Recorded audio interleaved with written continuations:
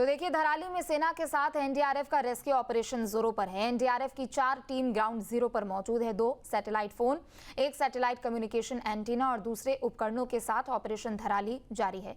इसी बीच दिल्ली स्थित एनडीआरएफ मुख्यालय से भी रेस्क्यू ऑपरेशन पर नजर रखी जा रही है। NDRF command and control centre से जायजा लेने के साथ साथ डीआईजी एनडीआरएफ मोहसिन शाहिदी ने खास बातचीत की है। इस दौरान हमारे संवाददाता राहुल डबास से सुनाते हैं आपको पहले कि क्या कुछ कहा है इस बातचीत में उन्होंने। और जिन लोगों का यहाँ पे जो यहाँ के धराली निवासी थे, जिनका दुकान और घर और अन्य चीज़ों का नुकसान हो गया है, परंतु उनके पास दूसरा अल्टरनेट नहीं है, उन लोगों के लिए हमने कम्युनिटी किचन बना दिए हैं। ऐसे ही कम्युनिटी किचन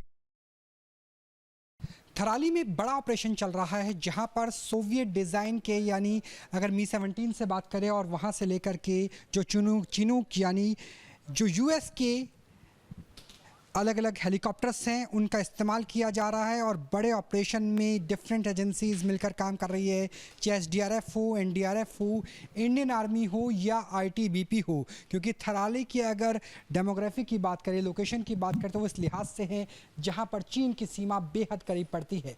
यही वजह है कि वहाँ पर इंडो तिब्बत सीमा पुलिस यानी आईटीबीपी और इंडियन आर्मी की ऑपरेशनल पोस्ट मौजूद है।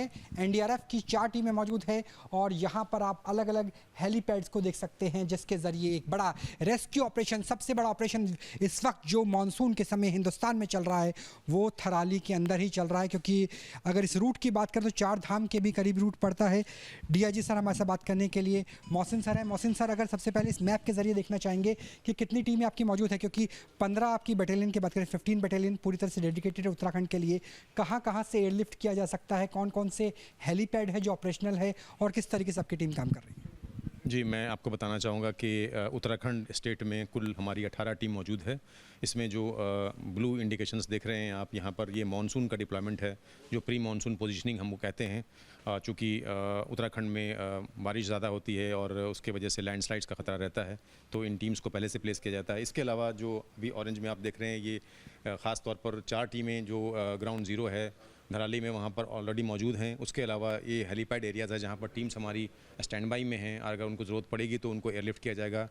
उत्तराखंड से बाहर भी हमने चंडीगढ़ में और हिंडन एयरपोर्ट पर टीमों को तैनात रखा है कि अगर ज़रूरत पड़ेगी तो उनको वहाँ से भी डायरेक्टली ग्राउंड ज़ीरो में पहुँचाया जा सकता है। सर, लॉजिस्टिक्स की बात करें तो कौन कौन से आसपास हेलीपैड्स मौजूद हैं जहां से आपकी टीम जा रही है, जहां से लोगों को बचा कर लाया जा रहा है? क्योंकि बड़े बड़े बोल्डर्स हम इन तस्वीरों में भी देख पा रहे हैं, तो उन बोल्डर्स को हटाने के लिए मशीनरी भी चाहिए होगी। किस तरीके से पूरा ऑपरेशन अंजाम हो रहा है लॉजिस्टिक्स के लिहाज से? देखिए, जहाँ तक लॉजिस्टिक का सवाल है, एनडीआरएफ फुली इक्विप्ड टीम्स के साथ वहाँ मौजूद हैं और इसमें हमारे पास breaching tools, cutting tools, live detectors मौजूद रहते हैं।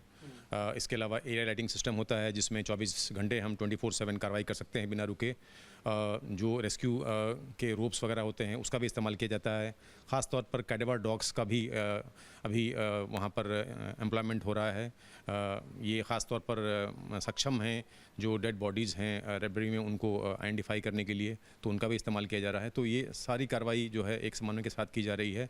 सेल्फ कंटेंट टीम्स हमारी है और इसके अलावा जो लोकल एडमिनिस्ट्रेशन है उनके मदद से जो हैवी मशीनरी है उसको भी वहाँ पर जो है उपयोग किया जा रहा है। सबसे पहले यहाँ की टोपोग्राफी को आप देख सकते हैं किस तरीके से जो थराली है वो बिल्कुल बॉर्डर के पास है। यही वजह है कि पैरामिलिट्री फोर्सेस में आईटीबीपी, उसके अलावा एनडीआरएफ, उसके अलावा इंडियन आर्मी की अच्छी खासी मौजूदगी इस इलाके में पहले से ही थी और फर्स्ट रिस्पॉन्डर के तौर पर आईटीबीपी यहाँ पे पहुँचती है। इसके अलावा आप हर्षिल हेलीपैड देख सकते हैं, सबसे करीबी हेलीपैड है जिससे थराली तक जो सेवाएं हैं वो पहुंचाई जा रही है। लेकिन जब बड़े बोल्डर्स आ जाते हैं, इक्विपमेंट्स के ज़रिए उन्हें हटाना बेहद मुश्किल हो जाता है। उसके अलावा कई हेलीपैड यहाँ पर आप मैथिली देख सकते हैं, अलग अलग हेलीपैड्स यहाँ पे मौजूद हैं और ये पूरी डिप्लॉयमेंट है जो उत्तराखंड में नज़र आ रही है। इस वक्त हम एनडीआरएफ के कंट्रोल रूम के अंदर ही मौजूद है। न्यूज़ नेशन और बोल्डर्स देखिए कितना बड़ा इनका आकार है। कई टन वजनी बोल्डर्स को हटाना और उसके बाद जो टीम काम कर रही है अंदर से अगर डेड बॉडी निकालनी है तो बेहद मुश्किल हो जाती है। हालांकि कैनाइन यूनिट भी है, डॉग यूनिट भी मौजूद है। तो सबसे बड़ा ऑपरेशन इस वक्त भारत का चल रहा है उत्तरकाशी के उत्तराखंड के थराली में, और उन्हीं की तस्वीरें आप न्यूज़ नेशन पे एक्सक्लूसिव तरीके से देख पा रहे हैं कि ऑपरेशनल कंट्रोल रूम एनडीआरएफ में किस तरीके से ऑपरेशन को लगभग आप ये मान के चलिए कि अपने सबसे महत्वपूर्ण पड़ाव पर पहुंचाया गया है। कैमरा सहयोगी प्रेम शंकर के साथ राहुल डबास, न्यूज़ स्टेट, दिल्ली। जहां भक्ति है हर शब्द में, कथाओं में छिपे हैं दिव्य रहस्य और ज्योतिष देता है जीवन को दिशा। धर्म से जुड़ी हर बातों को जानने के लिए हमारे चैनल स्तुति को सब्सक्राइब करें। चैनल पर जाने के लिए इस लिंक पर क्लिक करें।